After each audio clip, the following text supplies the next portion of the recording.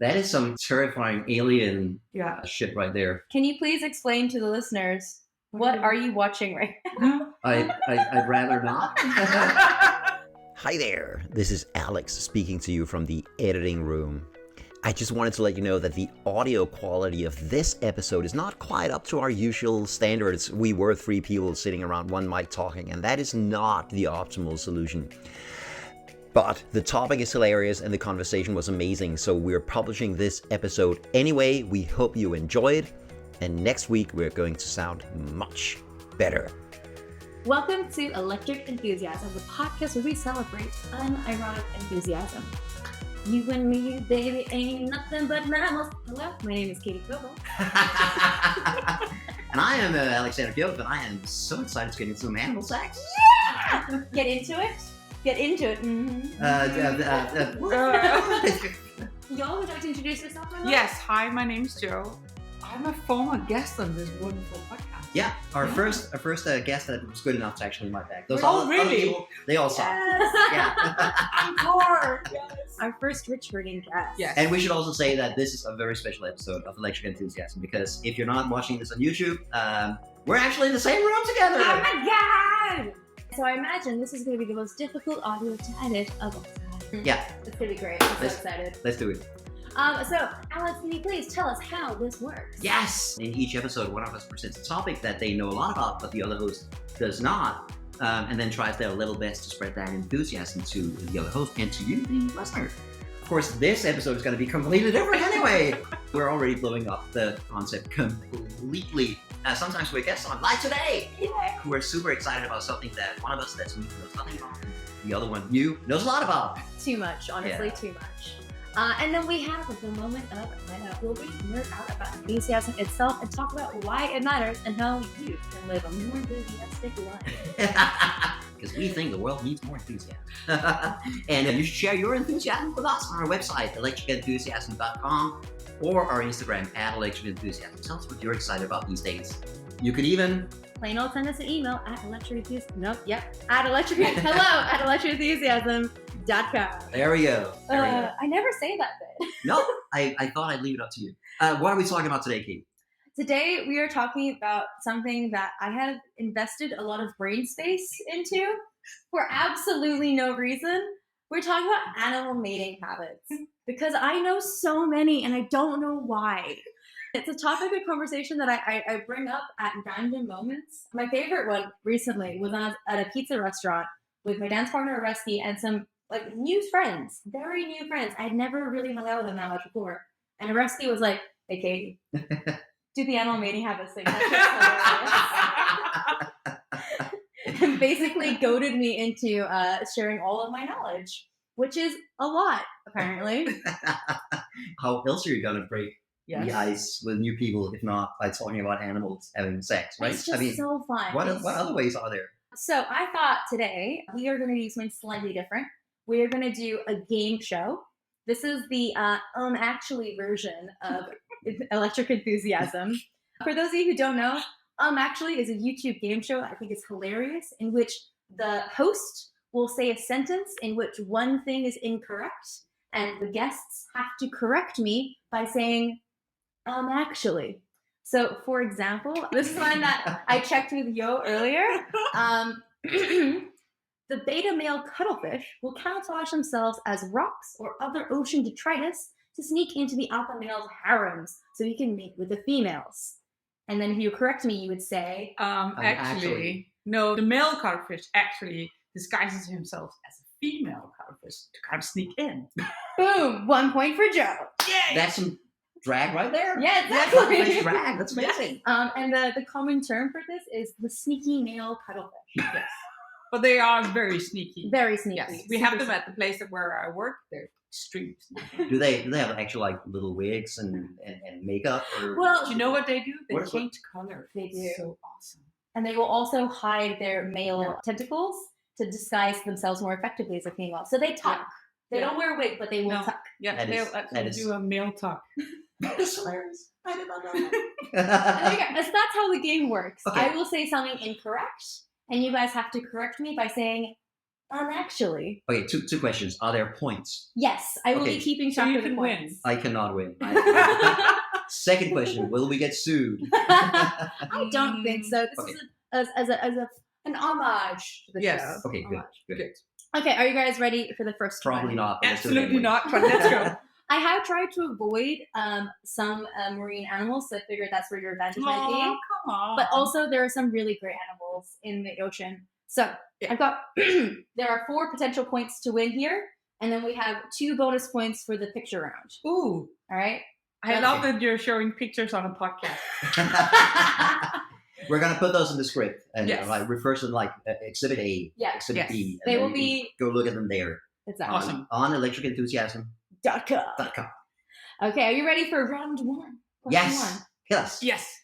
Male giraffes will sniff the poop of the female in order to determine if she is ovulating before having sex. Well, actually, Actually, no. The male giraffe will taste the piss of the female giraffe. Yes! Oh my god. Are you ready to lose, Alex? I'm so ready. I'm losing already. So the reason why they do this is because mating for giraffes is quite a perilous thing. You have to get up there. It's quite dangerous. And so they are only going to proceed with the action if they have a very high chance of fertilizing the female. Therefore, they ain't going to bother unless she's ovulating. And the only way to check that is to literally encourage her to pee. Yeah. So they will often bump their chest against the female's rump to encourage her to pee. If she likes him, she'll pee. And then he will drink it and have a taste. And he'll taste for the chemicals. And then as a bonus info, so if there's 2 males and she pees and they kind of drink the piss and then kind of go, whoop, we're ready. And then 2 males, what then happens? They have to fight. So the male starts fighting, and the males fight with their long throat and their heads. And then the female kind of stands there going, this is taking too long. And they piss off. And then when one male, Piss off. and then piss off, you see what happens. And then when the males are kind of done, and one male standing there, I won, and then they look around and then they go, huh? A question. Do we know what they're tasting for? This is a lovely bouquet. I'm getting hints of raspberries Oh and God! If smoke I and- remember correctly, it's the progesterone in the urine. Okay, next Yeah. question. What does that taste like? Do you know what, Alexander? Let's go to Copenhagen soon and we'll find out. Excuse me, could we please have some, just a tiny glass of Just giraffe? tiny. Female Well, giraffe. no, Chilled. technically, you need 2. You need one from giraffe Yeah. that's not ovulating. Oh, and God, one that is yes. ovulating. Yeah. Because you need Yeah. to taste the difference. Yeah.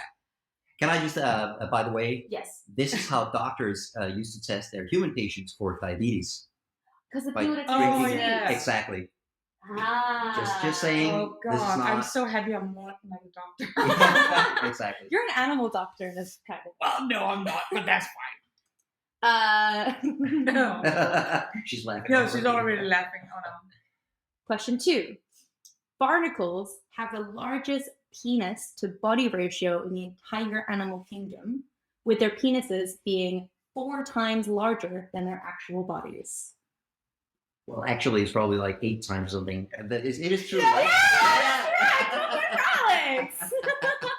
I knew Yes! something! But the more exciting thing, I'm going to move this somewhere else where you can't Barnacles. see. Who knew, right? Who knew? The studs of the animal Well, kingdom. Yeah. It's because they are stuck to a rock. So how else are they going to? They True. can't travel. So they have to have their penis do the traveling for them. Yeah. But It's weird. Cock stuck on a rock. Between a rock and a hard place.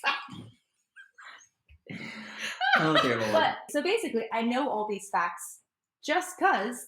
And as part of the show, I want to make sure that you, the viewer, can fact check me if you would like to. Oh, So I needed to find sources for all of the random bits of knowledge in my brain.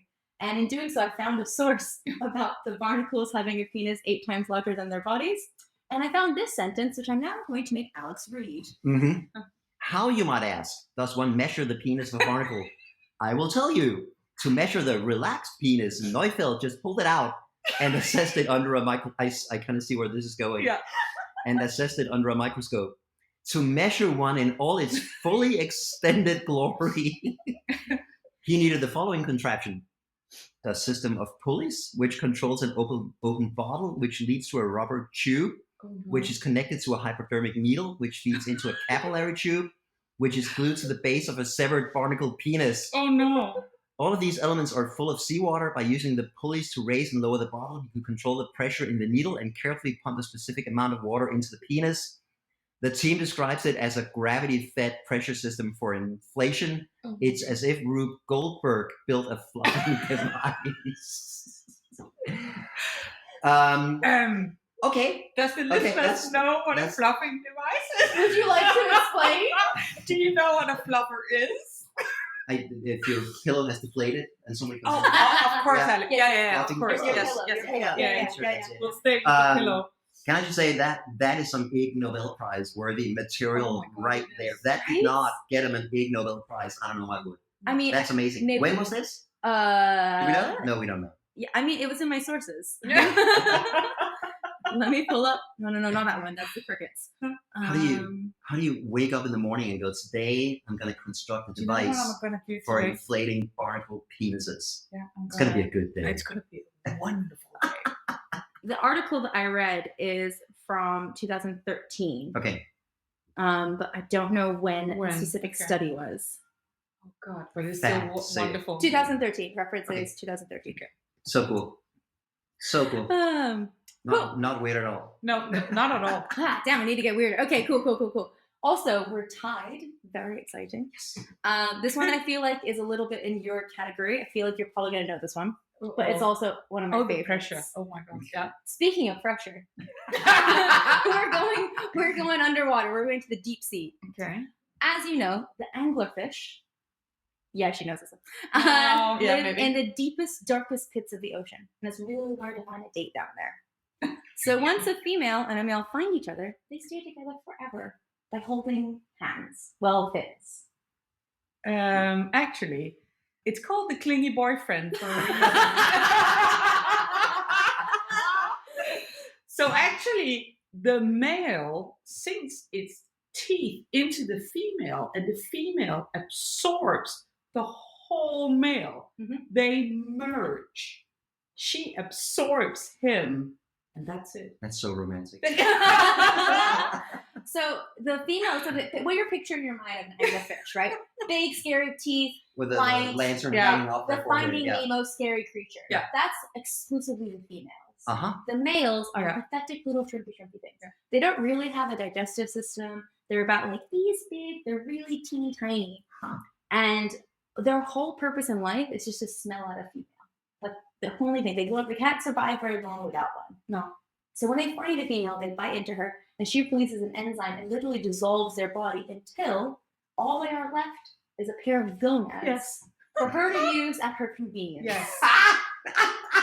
And here's the best part about it. Let's say that you find a female who already has a pair of gonads. That ain't gonna stop you. No. So you can find large female anglerfish with multiple pairs of gonads because she's found many males. Yes. Basically a harem. Exactly. Built-in It's harem. actually a harem of parasites. So Yeah. the only thing that he does or is a parasite. Yeah. It's fascinating. Yes. All right. One more point for you. That is just a by the way here, because I like the Jordan Peterson. He took the lobsters, like this model of hierarchies of natural. And it's funny how you never look to the anglerfish, Really, right? should look to the- Yeah, exactly. Yeah. Very excited for this one Yeah. because Uh-oh. I have a video I can show you guys for what actually happens. Okay. Female ducks have star-shaped vaginas with 5 different endpoints. Actually, no. It's spiral formed, as far as I remember, because the penis of the male duck is kind of Corkscrew. yeah, it's kind of a Corkscrew. corkscrew thing. Kinda. So the female duck have a spiral vagina, so it can't kind of because we spoke about otters the last time. So the assholes of the sea. So the ducks, they're the rapists of the sea Lakes. pond. I would kind of call it. It is true. Yes. And for your visual enjoyment, Alex,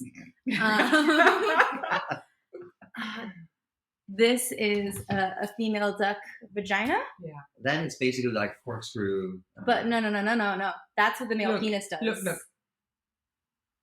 That is some terrifying alien Yeah. shit right there. Can you please explain to the listeners what are you watching right now? I'd rather not. But there is this really wormy looking tube extending from a duck and just we're wriggling its way into the world in such a slowed down 10 time. So this is 10 times slower. It's faster than It's that. It's like a projectile. That is the stuff horror movies are made of. Okay. I'm not even kidding. For a better We're gonna link this to this in the materials. Do not watch. Not even do not. No. If you value your sleep and your Yes. mental sanity. I think this shit's fascinating. Yeah. So yeah, male ducks are incredibly sexually aggressive. And so female ducks have evolved to try and prevent that as much as possible, which has basically instituted a sexual arms race where every time the female duck evolves something to try and stop being raped, the male duck's like, I will find a way. And yeah, so female ducks have vaginas that corkscrew, and very fascinatingly, male ducks have corkscrew penises that project out the opposite direction. Mm-hmm. They do have false endings though. Female ducks also have a false ending to their vagina. They trick. To try and trick the male duck. Oh my god. Have you ever watched this in nature? I have this very weekend. We There you were go. walking by a lake and we saw one duck on top of another duck, and it was not a fun situation. It's not fun Nobody at was- all. And Nobody was having fun there, and No. there were two other male ducks. They just wait. Around. Yeah. It's a gangbang. Yeah. It's Um, non-consent. Yeah. So here's the thing. We're at the end of the unactually questions round. We're going The on score to is pictures. 3-1, right? 3-1. 3-1. We have 2 pictures. If Alex gets both of the pictures correct, Do you feel the tension? it's a I tie. can feel it. So here's what's going to happen. I'm going to show you the photo, and independently, you're both going to tell me what you think is happening and why this is an interesting animal mating behavior. Okay. Whoever gets closest gets the point. So Exhibit A, for those of you following this on the podcast, not on YouTube, Exhibit A, the Indian tree cricket. there is an insect in a hole in a leaf. That's all. There's nothing sexual going on. That do you have a? Do you have a? My brain is just going, what is... Okay, so there's only one animal. We're looking at one animal. Yeah. One person can have sex alone, even one That- insect. But that's true. Don't judge. A lot of animals have sex alone. Is it something with the wings? What are we not? I mean, why are we not including this? And what is that? Did it eat? Did you eat? I would like to hear both of your guesses. What I- is happening in this picture? Oh. Okay, you go first. Okay, that bug is trying to impress a potential mate by eating the biggest possible hole in a leaf. Okay, That's what I think. we got that. I think there's either some cannibalism going on or using the leaf as wings. Okay. I'm gonna give the point to Alex here. Oh, good. So, Yes. This is the Indian tree cricket. Uh-huh. The way he impresses mates is by chirping. The loudest chirp gets the mate. Okay, so it's not the So- largest hole in the leaf. But he makes this hole. Uh-huh. He eats this hole in the leaf to act as amplification. Awesome. Isn't it so cool? So like there's this a whole debate right now about these tree crickets where it's like, are they tricking the female into mating with them? Or is it kind of like the sneaky male cuttlefish where Mhm. the females want to mate with these creatures because the whole goal of impressing the woman is to like, I can do this thing, so we'll be able to pass on our genetics. So Uh-huh. typically it was always the crickets that were able to just chirp the loudest without any tools. But this guy is really fucking smart. And they've realized that by eating a small hole into a leaf and a particular size of leaf, and a Mhm. particular size of hole, they can amplify their chirps louder than any natural male. Meaning that, Awesome. and then super cool, I mean, kind of weird that they did this, scientists, what's wrong with you? They discovered that one of the ways you can tell if a female's really impressed with a male cricket is by how long they mate with the cricket. So sometimes Okay. when a female is looking for a cricket, she's looking for a while, her standards kind of drop. And you can tell she's not that into it because it lasts very short and she just fucks off. But she really is into the guy, she'll stick around. They'll have a session together. And so the scientists timed how long So they call this a baffle, using the leaf to amplify his life. Mhm. The females who found the males who were using baffles got the same length of mating time as those who were naturally very loud, which means the ladies were into it. They were like, "Ooh, look at you using a leaf to be loud, baby." Oh. And do we know, is it the size of the hole in the leaf, or is it the shape of the hole in the leaf? It also helps with how they Yeah. which leaf Yeah, they okay. use, Yeah. and it's very fucking clever. This dumb little bug was Yeah. like, "Hey, I've discovered how to make myself loud." Yeah. That's amazing. That's beyond amazing. Yes, that is. That was my favorite one. Yeah. Okay, and then this one's just weird. What is happening in this image? So there's a bug. It's a wasp. Dragonfly kind of looking It's thing. a third wasp Like a wasp. and a hammer orchid. So you wanna? No, go ahead. Okay, so has the orchid simulated a female wasp Mhm. in order to trick the male wasp into mating with it to pollinize it. That's one guess. But the thing is, that would be my guess, because either it's a trick, so the orchid captures the wasp, or the wasp uses the orchid to. It would be my guess. Can we guess together? Yeah.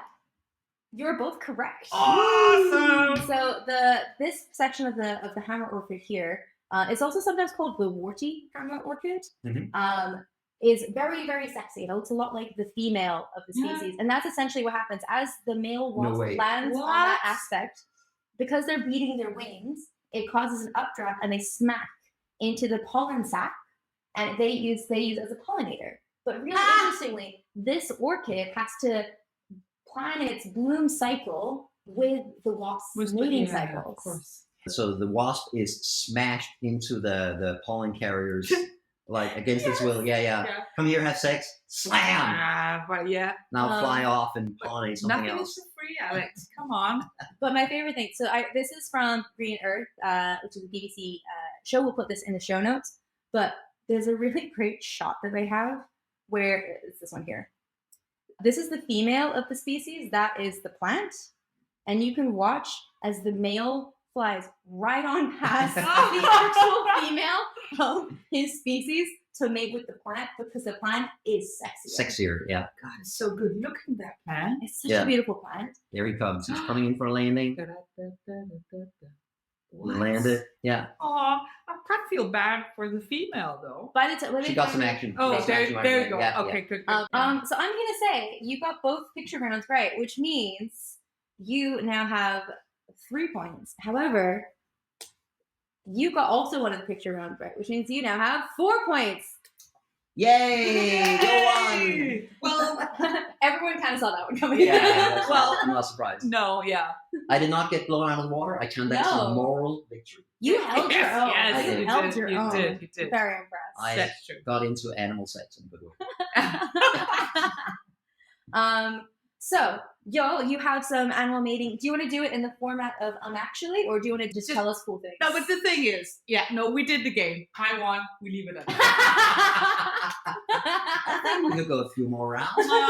Okay. fair Well, enough. No. no, it's just I was thinking about, we're talking about sounds, and one thing that kind of blew my mind is that there is a small animal called the water boatman, Mm-hmm.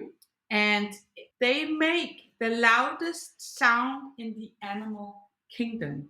So thinking about your crickets. So if we can kind of put a photo of the water boatman, So That'll they be kind exhibit C.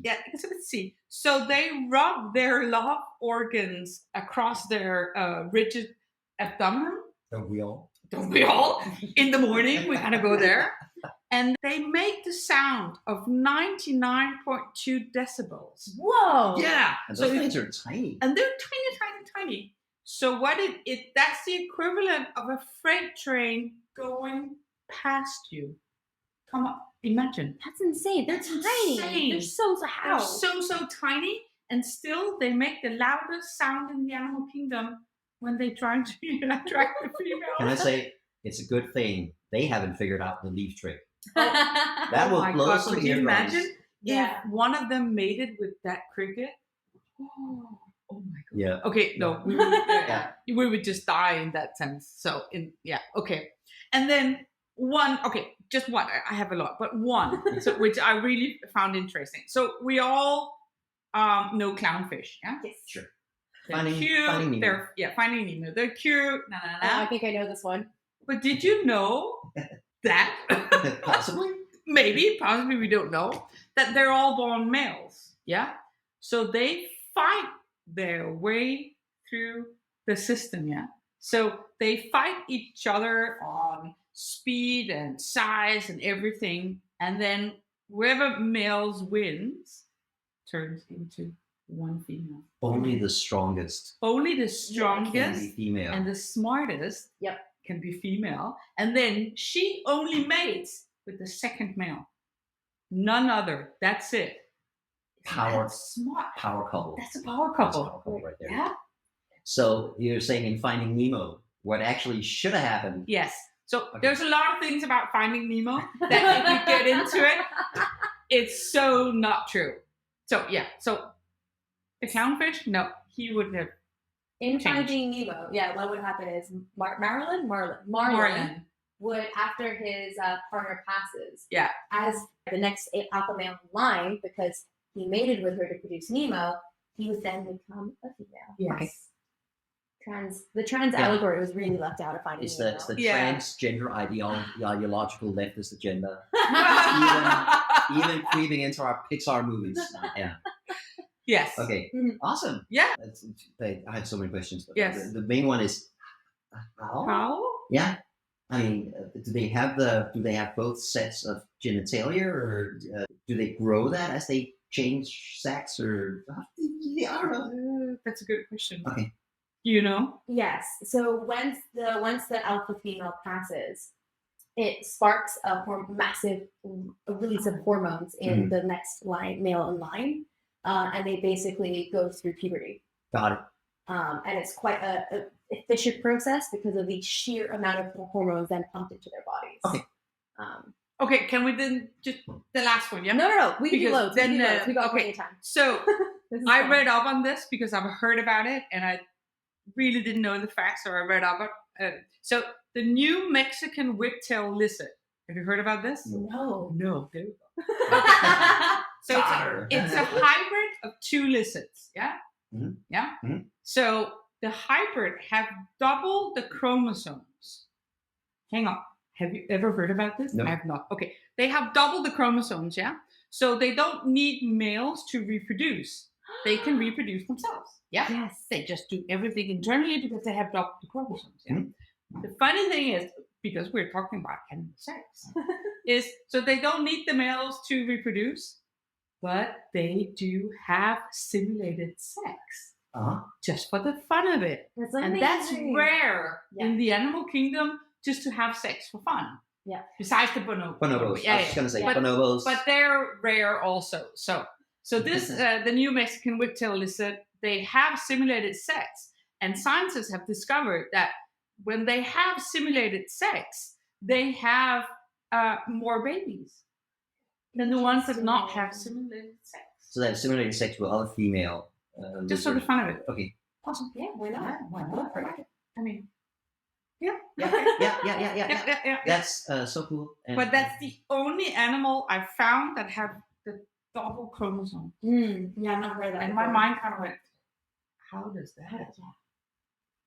weird. Weird. Evolution is insane. Yes. Yes. Animal sex is awesome. I Between animals.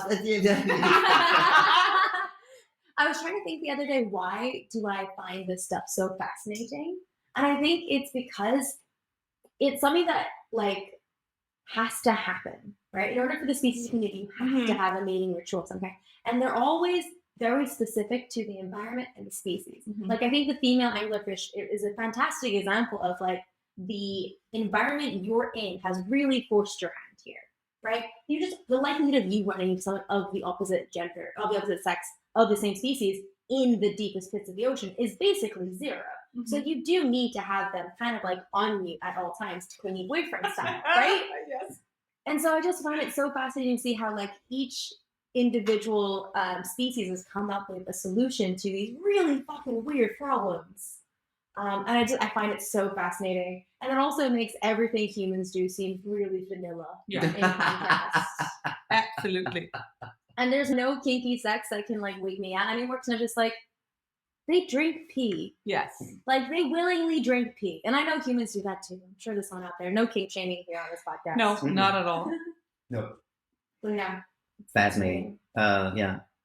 There is animal sex with humans. Yeah. There's Where are we we going with met it? Dan Savage did a talk about this. Yes, I know. I've heard yeah, it. Yeah, that was pretty awesome. Yeah. And he had a guest on his radio program that had sex with his horse. Oh, He yeah. didn't marry his horse. And they talk about consent. Yeah. And the guy says, well, if you do anything to the back end of a horse that it doesn't want you to do, the horse has ways of letting you know. That's true. Yeah. True, but True. still.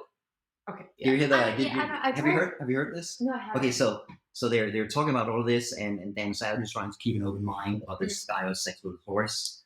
And then at the end of it occurs to him there's a question that he hasn't asked, which is, is this a boy horse Yes. or a girl horse? Oh, yes. And it becomes very quiet on the end of the telephone line, and the guy says, "I am not a homosexual." Bestiality is one thing, but Yeah. not homosexuality. Yes, exactly. Oh my As God, like the that's- worst And I thing about encourage him. all the listeners to go and listen to Dan Savage Lovecast. I mean, it's wonderful. Yes. So, like, my thing when it comes to like specific sexual practices that are traditional to a culture is consent is very important. Yes, obviously, but also consent is part of the sexual practices in our part of the world. Right? Consent culture doesn't exist in all parts of the world in the same way. And I'm not saying that's a good thing or a bad thing. I'm just saying traditions and cultures are different. And sometimes it's fascinating to see what it's like. There is a sexologist on YouTube called Dr. Lindsay Doe, and she does short little documentaries about sex education and stuff. And she talked about the most sexually liberated culture in the world and the most sexually repressed culture in the world, and like discussed what their differences are like and how like we can't really judge them from our perspective because we have no idea. We don't know. We don't understand the sexual, like there's this whole, one of the sexually liberated cultures, there's a particular tradition where boys going through the coming of age ritual gets a very shallow cut placed from the nape of their neck all the way down to the base of their penis. Mm-hmm. And part of the coming of age is that they have sex with older women who teach them how to pleasure a woman, how to have sex. And the ritual is complete. When using her vagina, she scrubs the scab off his body. And like, that's a sexual practice that is done. And like, is it fully consensual? Like he's a 15-year-old boy and she's an older woman. But this is part of their culture and it's how they educate their young. It's a deep part of the education process of that tribe. Is that 100% what I would want to have done with me? No. Don't like the idea of rubbing my vulva on a little kid. But that's me. And I'm okay with that happening for somebody else. Interesting. Speaking of repressed sexual cultures, we're talking about the Victorians and their euphemisms Yes. for the female Vulvas, yeah. female private parts. Yeah. You remember any of them? Yeah, I remember 3 of them. So I decided my bathroom needed some art. Yeah. So I painted some vulvas, and alongside them have some calligraphy of Victorian names for vulvas, which include the venerable monosyllable Cecily Bum Trinket. Oh God, I love really that like that one. Yeah. And my favorite one, Aphrodisiacal Tennis Court. Oh no. Tennis court. Yes, Really? it's a tennis court. Because it Okay. goes back and forth. Yeah, oh God. No, and you can't go. Come on. Okay, no. Okay. How did we end from animals? Okay. Yeah. I take full responsibility. Yes. I Yeah. blame Alex. Yes. Please We do. all blame Please Alex for do. everything. Always Yes. blame Alex. Yes. Yeah. Okay, that was us talking about various animals' mating habits and how we do it like they do on the Discovery Channel. Mhm.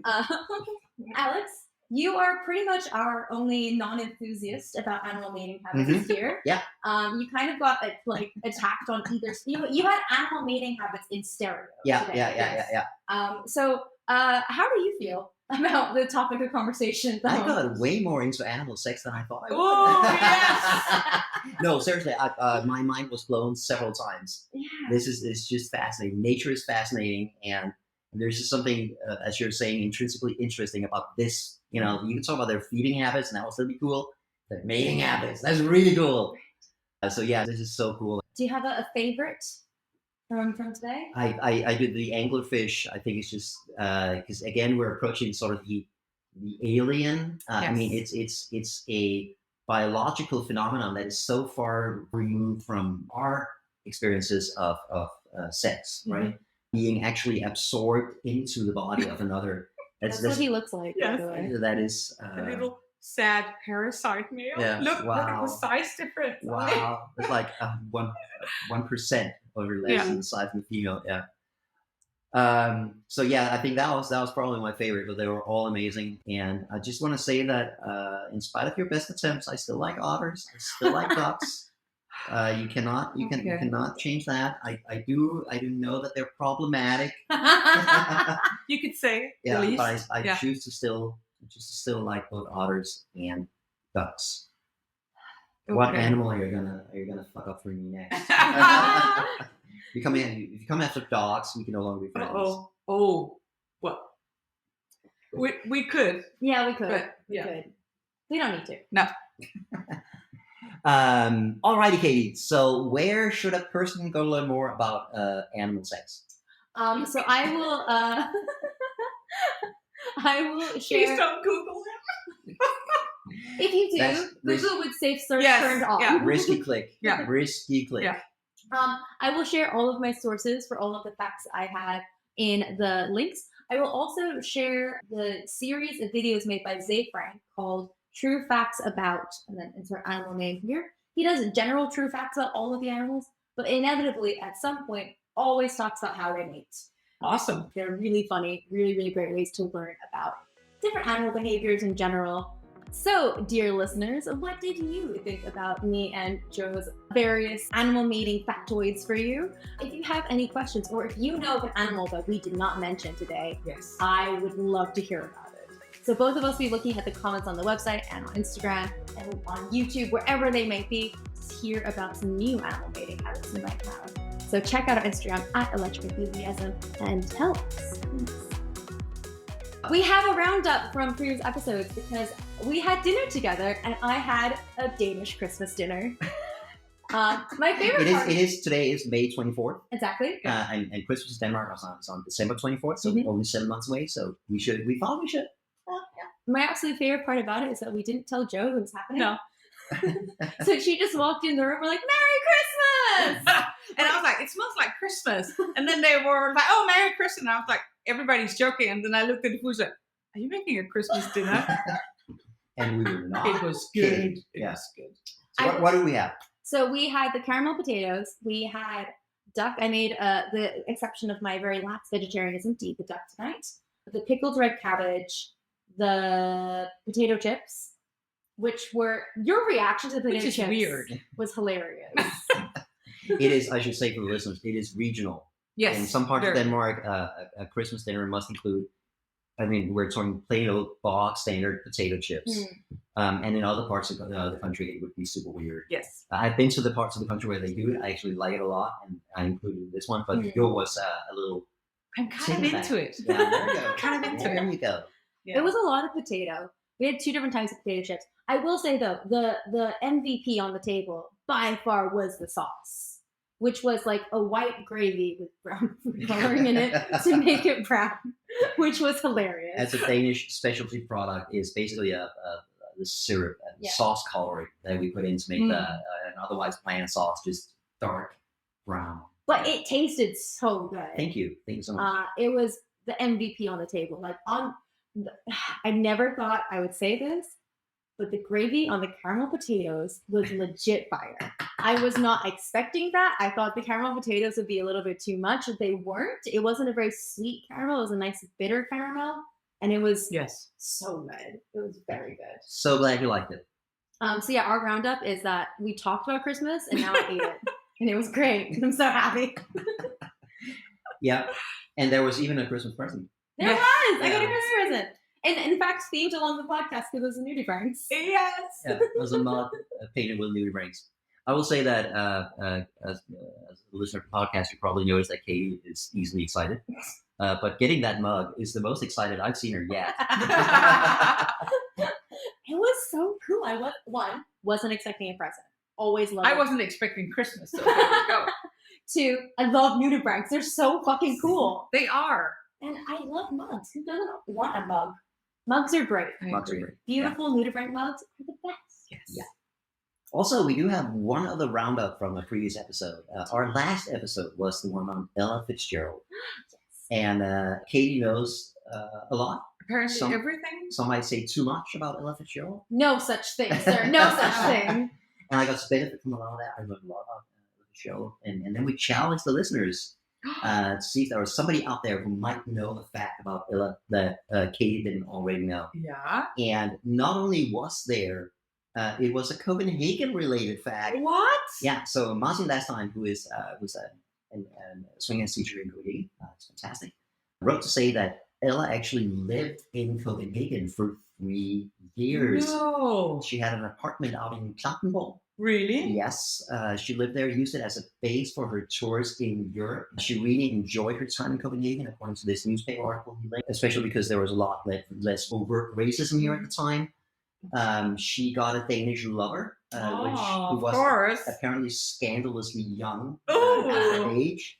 This was lovely. She makes friends with an elderly female neighbor in the luxury apartment in Klampenborg, and calls her Danish mom. Yeah. Very cute. So Wow. apparently she had a really good time. She also she was in discussions. Sorry. To buy the jazz book. Yeah, she was in discussions to buy more Montana. Really? Yeah. Oh, how appropriate though. Yeah. Right? Yes. Thank you, Martin. That was a great fact. You stumped Katie on that one. Did not know that. Well done. Great. And just to connect our 2 previous episodes, Lisa Nagel, the Danish journalist, and Ella Fitzgerald, I Googled a little bit and I found that an episode of Danish jazz radio program where they had Lisa Nagel on as a guest, Aw. and she gets to pick the music. And she picks a lot of Danish jazz artists, Lene Mathisen, Svend Asmussen, Bent Friis. But she also plays some Ella Fitzgerald and says that she really loved her music. Now, they were contemporaries in Copenhagen. Did they meet? Nobody knows. Oh, I have not been no. able to find anything. Oh, okay. Yeah. But there was the story. It was a wonderful story. So Lise Nørgaard's son works at Montmartre as a sit-in drummer for some of the musicians. He gets to play with all the famous musicians. And one day, Lise Nørgaard comes home, and there's her young daughter sitting on the couch with a Afro-American gentleman. Turns out to be Oscar Peterson. Oh, but can we just agree that Lisa and Ella, they must have met them? I think. Can we just picture it? Fan Yes. fiction. Fan Yes. fiction. Yeah. Head Yes. canon accepted. Yeah. Yes.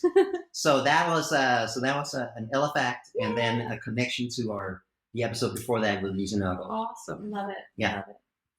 Love it. Okay. I feel like if someone enjoyed this episode, they need to find the other one with you. Oh, yes. Yes. Obviously. Yes. That's the obvious place they have to go to. The one on Yes. marine Animals. animals. Yeah. Mm. Or we talk about nudibranchs. And Yes. other Oh, cool, yes. And others. cool facts. Otters. You learn about why otters are the worst. why otters are assholes. Why others are the assholes of the sea? Yeah. And Adorable little paint holding, Idiots. stone holding, adorable little otters. Yeah. I think that's a very good episode to go to. I also think the Ig Nobel Prize, because there was a lot of weird science here, like Mhm. somebody constructing an actual physical apparatus to measure barnacle penises. a fluffing device. A fluffing device for barnacles. If you're into that kind of thing, the Ig Nobel Prize, which is this science award for weird science that makes you laugh. Yes. The episode on that is absolutely gonna flip your boat. I think those two are the ones to go for. Yeah. We hope you enjoyed sharing some of our enthusiasm in this episode. Please visit our website, electricenthusiasm.com, or find us on Instagram at Electric Enthusiasm to discover more episodes or to leave a comment. And now, dear listener, go do it like they do on the Discovery Channel. Brought it home! Yes, all the way home.